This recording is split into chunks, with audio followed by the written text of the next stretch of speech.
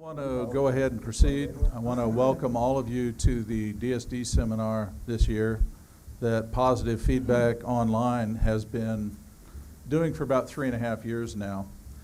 What we've been doing is we've been seeking to educate and to bring people who are readers and people who are interested in the DSD format the latest and greatest information from people who know, so that you can have an opportunity to hear what they have to say, and also to ask questions. I mean, we deliberately leave plenty of time in these presentations so that if you have questions or want to make comments, feel free to put your hand up and we'll get to you as soon as we can, okay?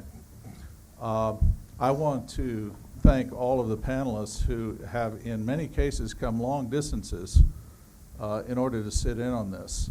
If you look at the three at the far end, we're going to see that they've flown all the way in from Europe to attend this and to make sure that you have an opportunity to hear about their experiences with DSD. Okay, so I'm going to start off at the far end. Dominique, you can introduce yourself and we'll just work our way in my direction. Okay, so I do my first now? No, just so I'm Dominique Brulhart. I'm the head of software at Immersive. We're doing audio workstation, converters, and audio editing, mixing software since 23 years.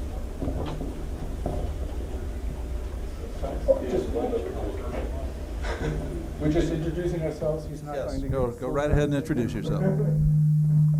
Okay, Jared Sachs. I have two hats. One is as a recording engineer producer of Channel Classics Records, and I've made over 200 recordings in DSD, stereo multi-channel. And since half a year, we started a website called Native DSD, where we're getting all the important labels that record in this format in one shopping mall. I'm Jan-Erik Persson. Opus 2 Records started way back in 1976 and was very early on in Europe, maybe the first with SSCD, and I was also... Yeah, Jan-Erik, I think you're going to have to hold the mic. Oh, okay. Yeah. No, I can hold it. You want to hold it? Yeah, maybe that's better. I just hold it. Okay. Can you hear you? The mirror feels funny. Yeah. You don't say. Okay. Yeah, I started Opus 3 Records in 1976, and then it was called strictly analog.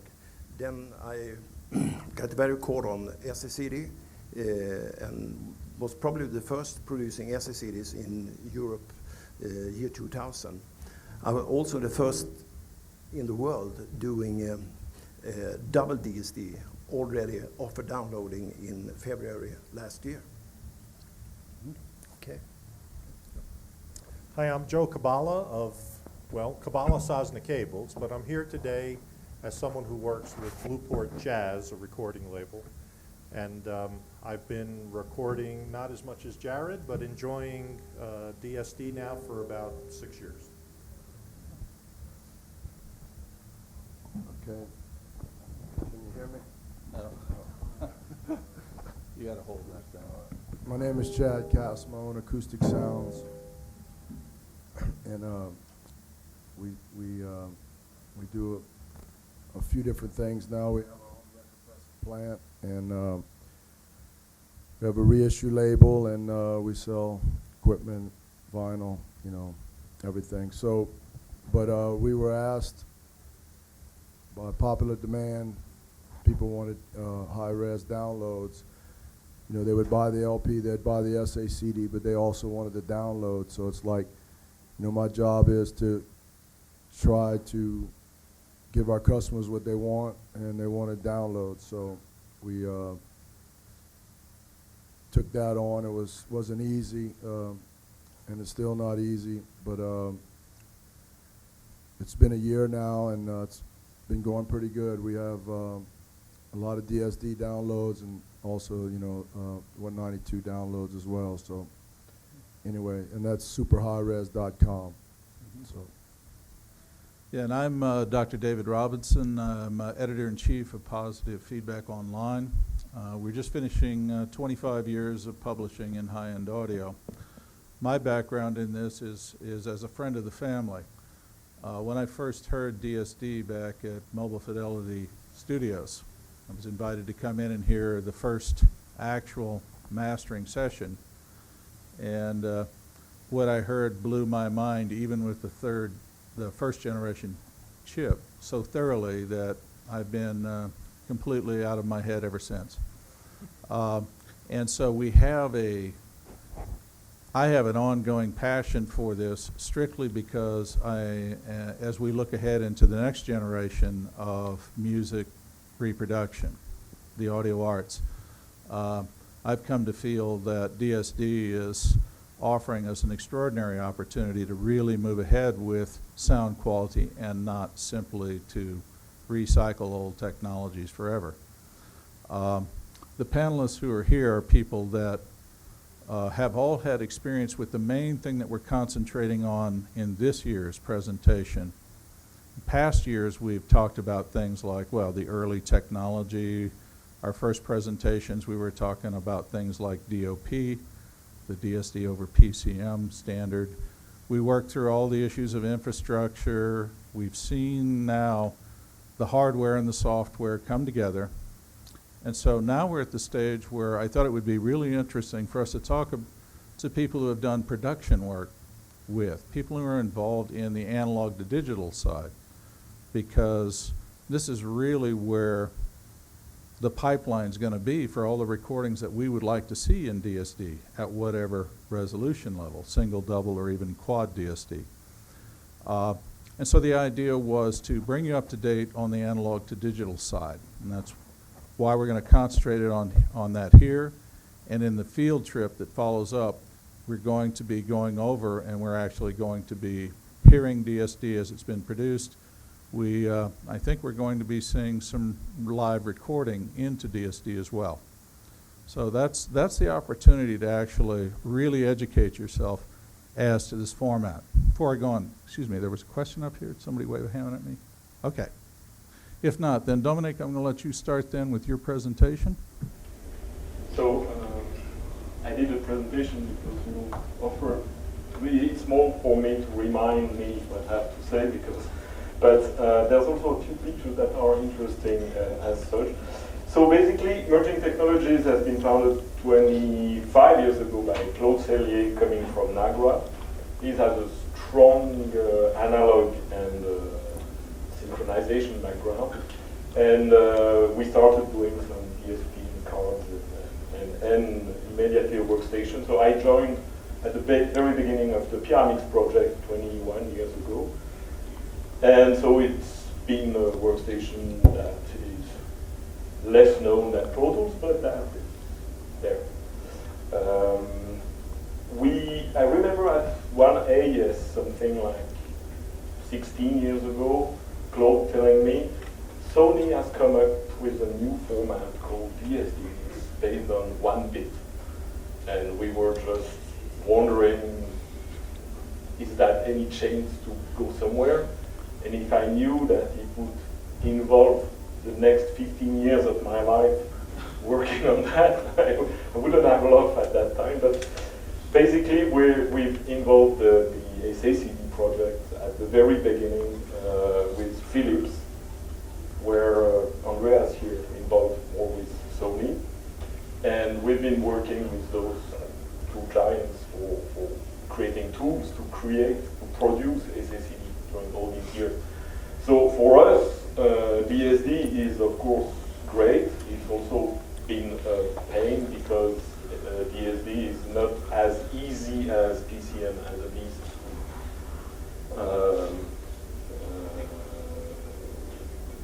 make to domestic for editing, for recording, archiving, and actually listening. It's a wonderful format to actually make standard production like editing, mixing, processing, mastering, filtering, all that. That's another story. So we've worked all these years doing so, and all our hardware and software has been DSD compatible or capable during all these years. And 3 years ago, we came up with a new converter. At that time, we also changed completely our technology. We get rid of the DSP model because it was not powerful enough anymore for these huge number of channels at very high resolution like DXD or DSD and all that. So we changed our model completely and implemented all the processing in the Intel CPU, but with the real-time operating system. That is really powerful. And that connects to our new converter with a network cable, because that's the only medium we found to carry as many number of channels we needed in those containers. So this technology has been released almost 3 years ago now with Horus. And this year we're releasing Happy. Happy in Egyptian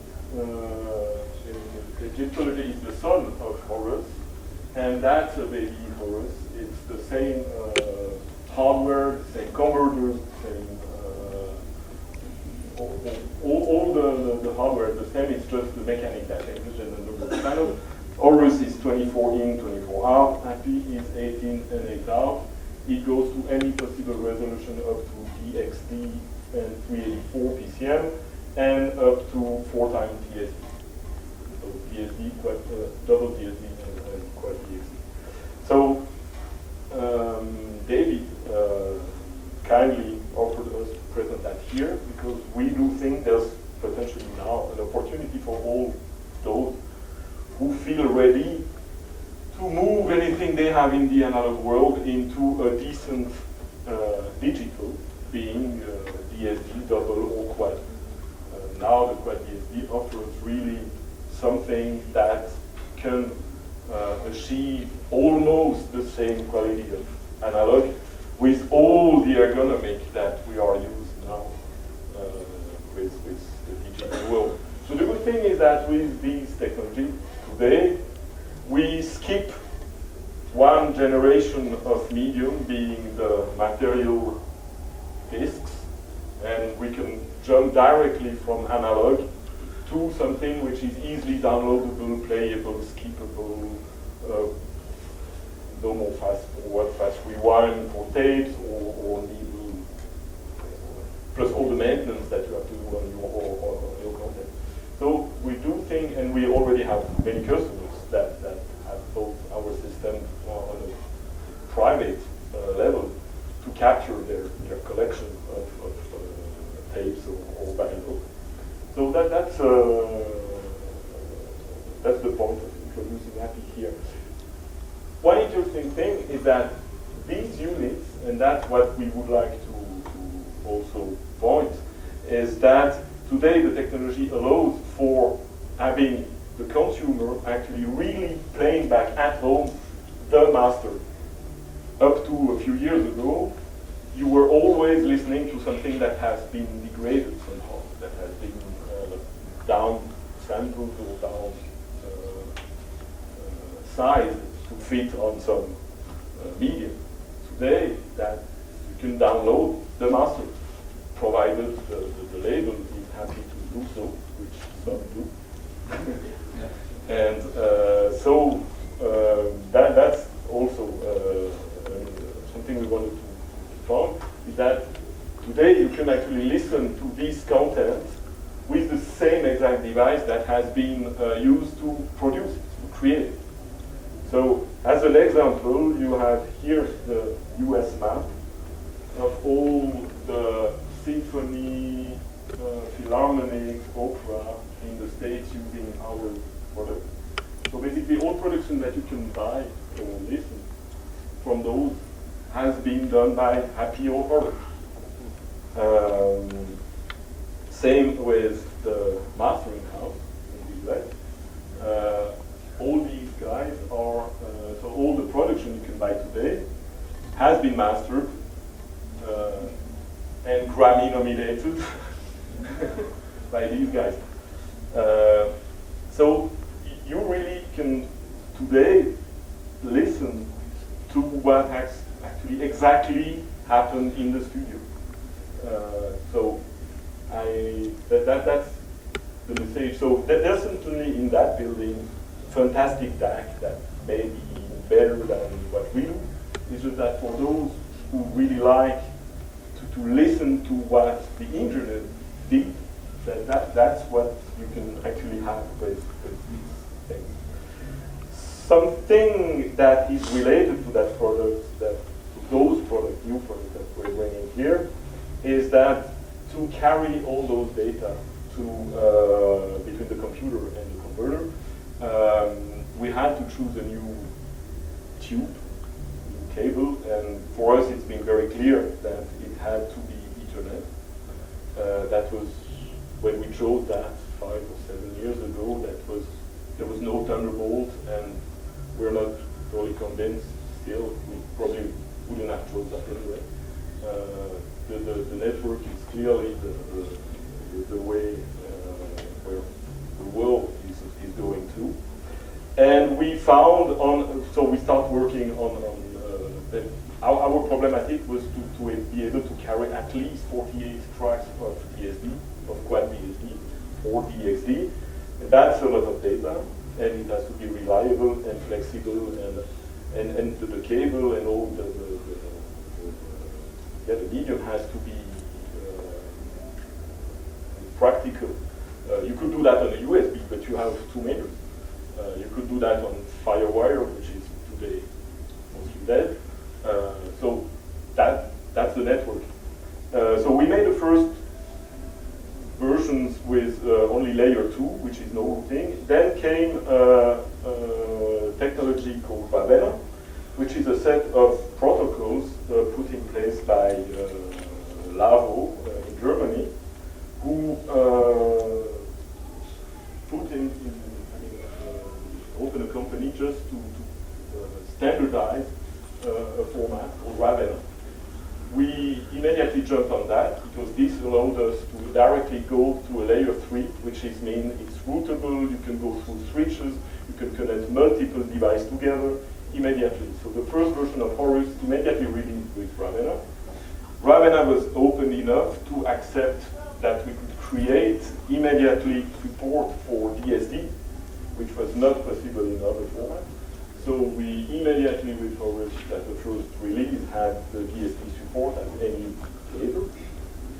And so we're really happy, and that's the word of the year for us. You can't imagine the number of wordplay we can do with happy. It's a marketing dream. Typically, that's some kind of setup that we can do with Ravenna, and that we do. So that's a typical orchestral recording setup, as you've seen in the first map, in the US map. That shows you can easily put multiple devices on stage, plus other devices on the roof, and all that is linked together to a recording system, to a switch, a simple switch. And then you can record and listen to other places. So it's really easy to interconnect devices, to share devices, to pile up devices. So that's more on the recording side. And something that would work for other applications. And that could also work for live, for home application. You can easily, with this architecture, start having a media player that would stream your, or actually send the audio to multiple DACs in your home, and to have multi-room setup, or have duplicating the sources in many places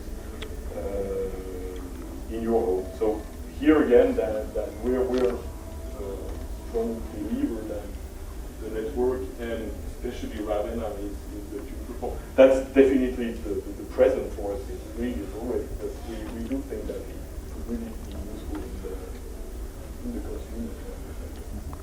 So that's basically what we're doing today. And the next one. Thanks very much. I appreciate that, Dominique. We took a little time to lay this out so that you could see how sophisticated the topologies have become with DSD. We're not talking about simply trying to roll it in really quick and run it off of a back desk. You can actually, with this sort of a topological capability, You can actually put an extremely sophisticated multi-room, multi-channel, building-wide system. And as an IT engineer myself, I can tell you that as soon as you start using Ethernet and TCP/IP, you've got something that's really, really powerful. We don't have to worry about strange cables and short lengths and all the rest of that. This gives us the future.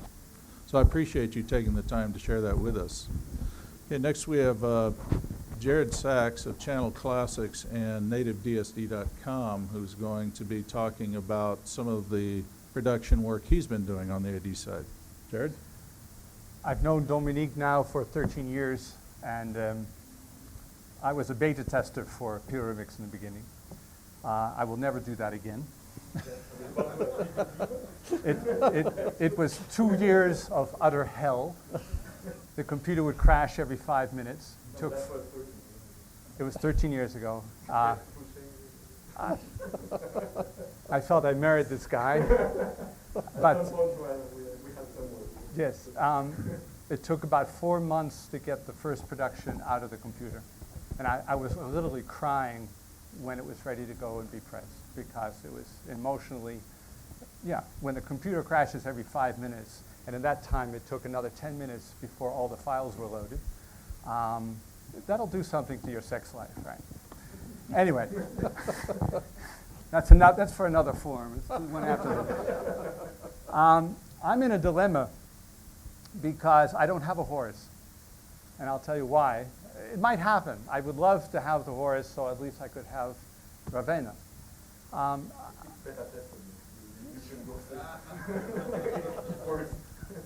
I record,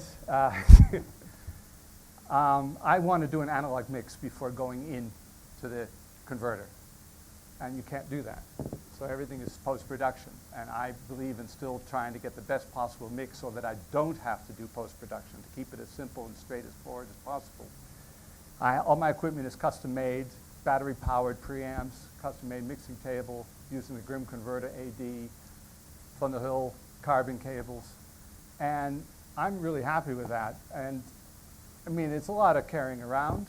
I do have students, but I'm 62. I don't know how, I really like this way of working. And so far, do I want to go to the horse? What I've done, though, is the last 2 productions, I've had a horse going parallel.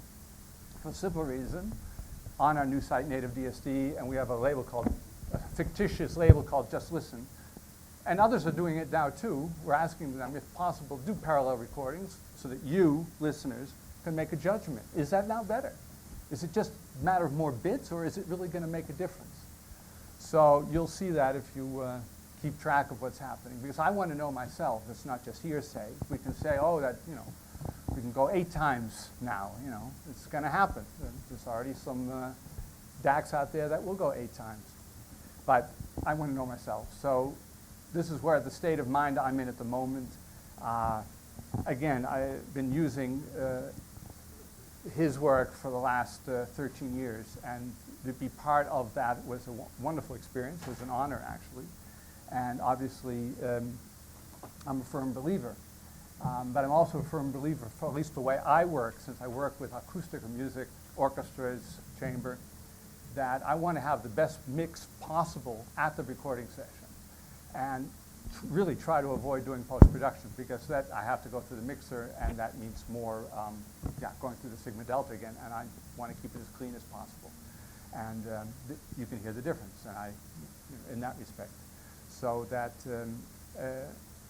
that has given me the opportunity now with the horse. I'll put them together parallel, we'll see, and we'll let you guys decide, and I'll be happy to hear your feedback when I have them online in the coming month for what you feel. So I'll just put some tracks on both of them on there and let you know.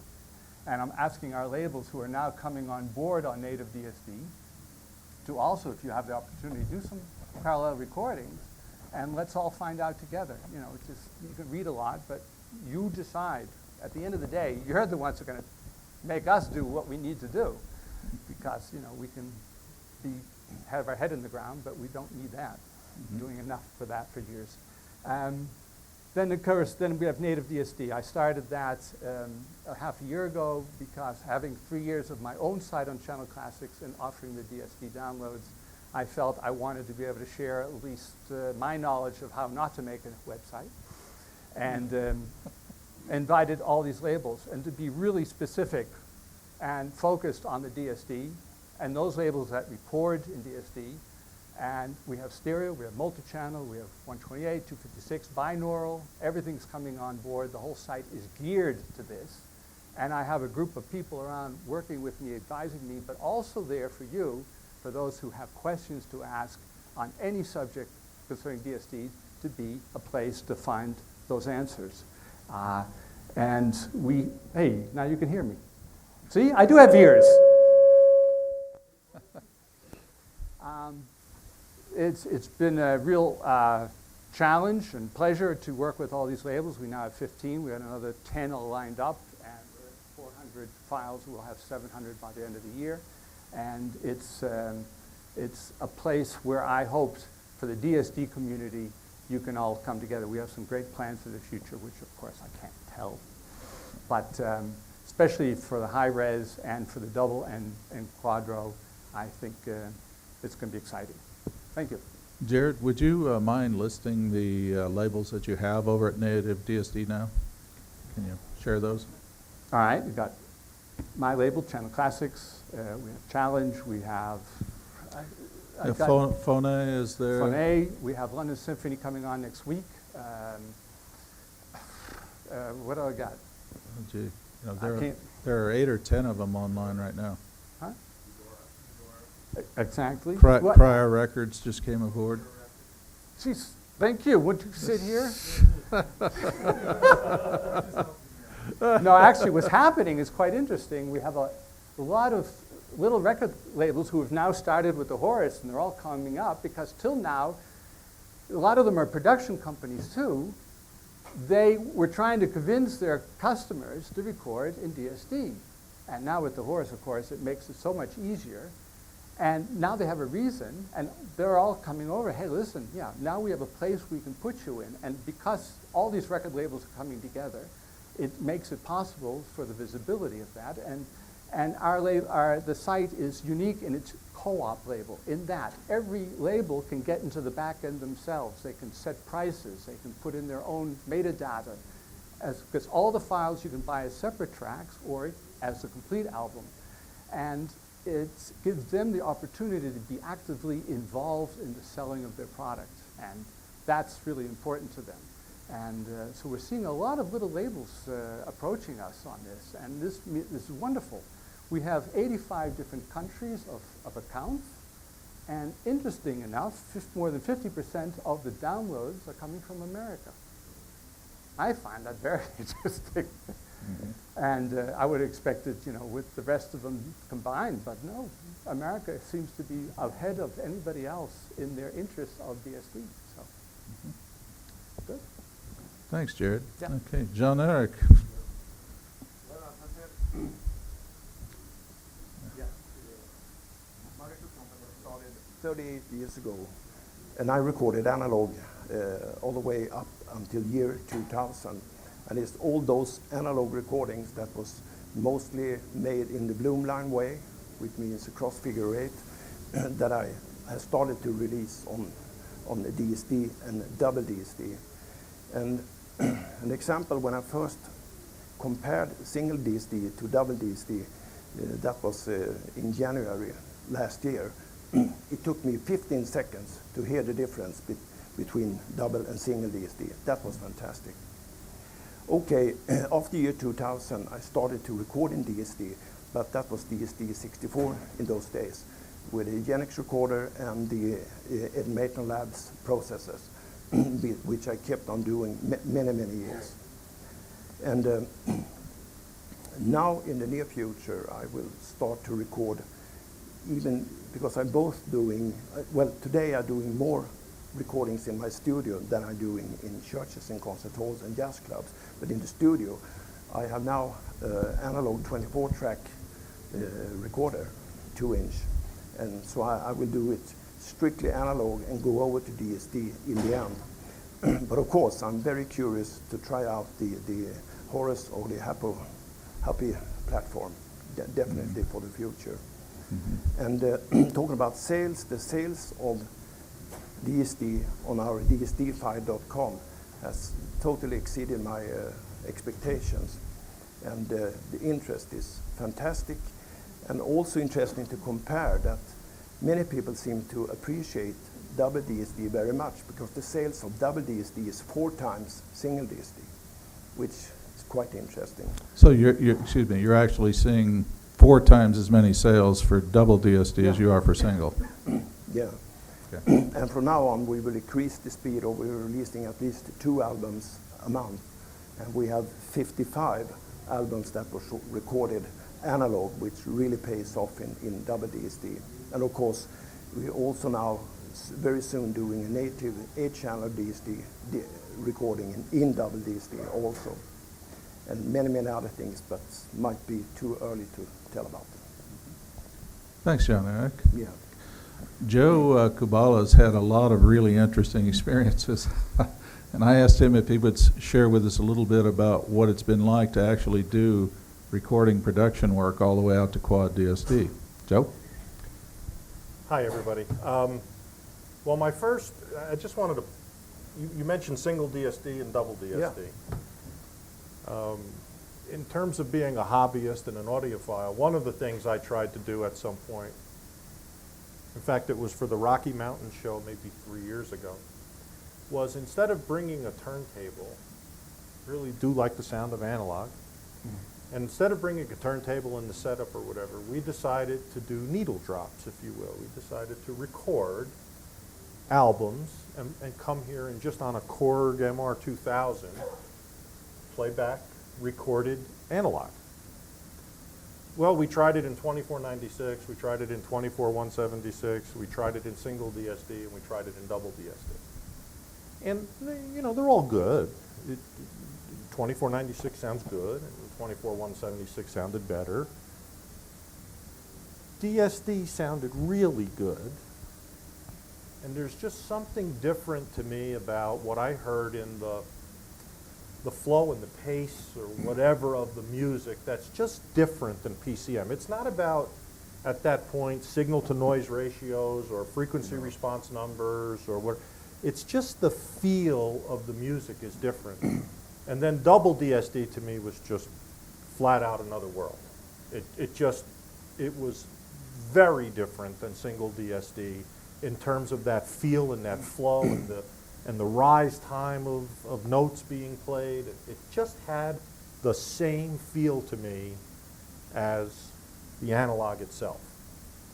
And just playing off, I'll just take one step further. I also got involved in recording, and last year Dominique lent some equipment to Blueport Jazz when we were doing a recording at Soka University, and recording in quad DSD and listening to that playback through my analog desk or whatever was just another revelation.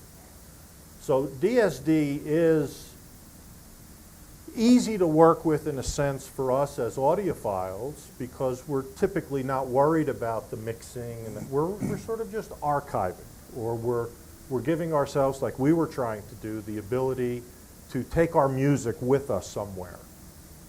And for that, I don't think there's an equal, anything in the PCM world, to my ears at least, for that. Now, in terms of my recording experiences, I don't have the breadth of recording experiences as these gentlemen, but I've had some fun recording. I tried to get closer to the music, if you will, and so I started attending more live concerts, and then I hooked up with Newport Jazz, and I became the gopher, and just did whatever needed to be done during recording sessions, and then began to do my own recording sessions. And so I've recorded multi-track in PCM and Pro Tools and that kind of things, and I've recorded direct to 2-track, live to 2-track kind of mixes, which Jared seems to favor. And after you've done it and you've nailed it, there's nothing better than that. And I've also done reel-to-reel tape recordings. I've tried different approaches to things. And as one example, by the way, of comparing maybe some of these technologies, a live to 2-track recording, analog desk, one set of outputs going to a 2496 recorder, another set of outputs going to a reel-to-reel tape deck, and then just out of the back of the reel-to-reel tape deck going to a Korg MR2000 with another backup to double DSD. So the intent was to use 2496 to create some CDs and to use a reel-to-reel tape to do a pressing. Well, Reel 2 got messed up. We were working with this, and Reel 2, we lost it. Could maybe work with the 2496, but that just didn't feel the same as the reel-to-reel recordings. Maybe we can take this double DSD and use it. We had literally the same mix, through it. So eventually, we played around with a few things and took a new blank reel of tape and re-recorded from the double DSD back to the reel tape to create tape 2 again. And I'll tell you, you can listen to tape 1 and to tape 3, and you can't tell the difference on tape 2, that anything different was done. That proved the technology to me. So we've been having fun with this, been doing more and more recordings in DSD.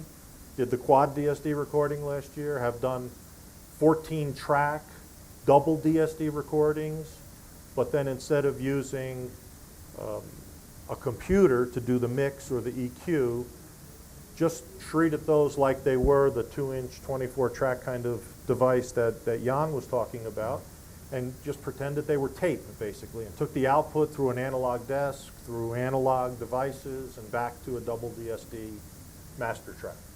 And so when I don't feel I can trust myself to do a live to 2-track, that's what I try to do. Anyway, those are my experiences with DSD. Thanks, Joe. I appreciate that. By the way, I really wish that Jim Marod could be here, too.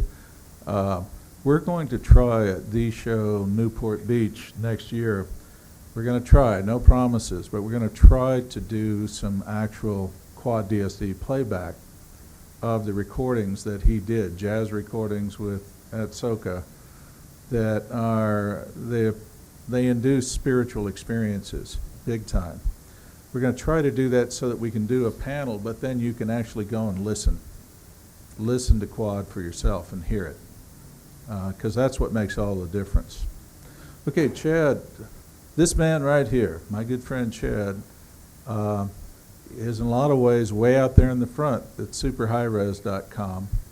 And if there's a guy who's had a ton of experience about what's involved in getting recordings over to DSD and getting them out the door, it's Chad. Maybe, Chad, you could talk a little bit about your experiences.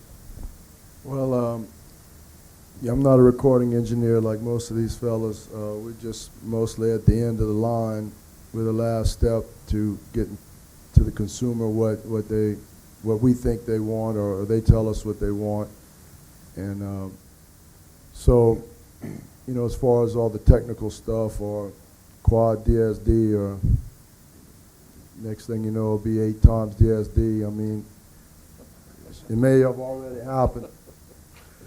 But, we just kind of go like, we like analog, and we like DSD, and we like 192. We like, anything better than a CD is really what we for. We trying to improve the consumer's experience, get them as close to, live as possible. And we, what we really like is just natural, warm, sound that's easy on your ear. I mean, we just like smooth.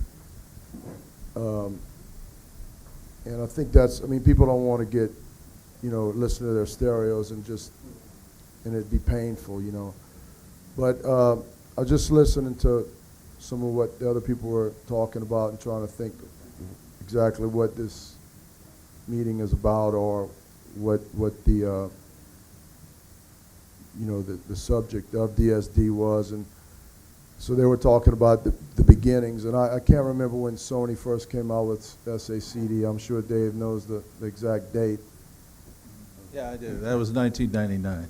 Okay, good. So you know, when the SACDs started coming out, we started selling them, and we sell more SACDs than anyone probably then and now. And you know, over the time, people, you know, Sony kind of, I mean, we're displaying with them. We're great friends with them. We do a lot of stuff. They're loaning us some 4K cameras for next weekend. I mean, we do a lot of stuff with Sony. So, but you know, it's just true that they kind of dropped the ball on SACD. It's not. I'm not. You know, telling a lie or trying to. They know that. Yeah, no secret at all. Yeah, no secret. So, and it was kicking. I mean, it was kicking. Is like they did a doggone good job. They had a good product. They marketed it well. It was selling. It wasn't because it wasn't successful that they dropped it. They just, I don't know, they just moved on. You know, they just forgot about it. And, but man, it didn't go away. Now, you know, PCM or the DVD audio went away, and it went away pretty fast. But the SA you just couldn't kill it. Just like the major labels tried to kill vinyl, they couldn't do it. They tried, and they gave it a doggone good shot. And I could be another seminar to explain how they. Well, it's a short. It doesn't take long to explain it, but I won't. But they tried to kill vinyl, and anyway, Sony just kind of dropped the ball on SA. The DVD audio went away even faster, but the essays just continue to sell and continue to sell, and I just think, like some of the others said, it just, you know, 2496 sounds great, but you know, DSD just kind of like analog tape and some things. People just like there's a bit of warmth and a bit of smoothness and fatness, and your ear just seems to accept it better, but. So, yeah, we just keep, I mean, we still selling the SACDs. And, you know, it's funny, when we started the superhighres.com, we go to Sony and we have meetings with their new staff or their staff, and we're like, okay, well, we want to, they go, okay, yeah, no problem, all the 2496 and 192 you want, no problem, yeah, let's do it. Well, so we want DSD. And they're like, well, what's that? And we're like, y'all the ones that invented it, you know. Well, and then I looked across, and now I'm the older guy. I was always the younger guy until recently, but now I'm, yeah. And now, you know, I look across, and shit, some of a bitch wasn't even born when DSD, you know. He's like, you couldn't hardly blame her. I mean, he went. So we were like, then you start to, I mean, at first you just can't believe it. I mean, you just can't believe that they don't know what it is when they invented it.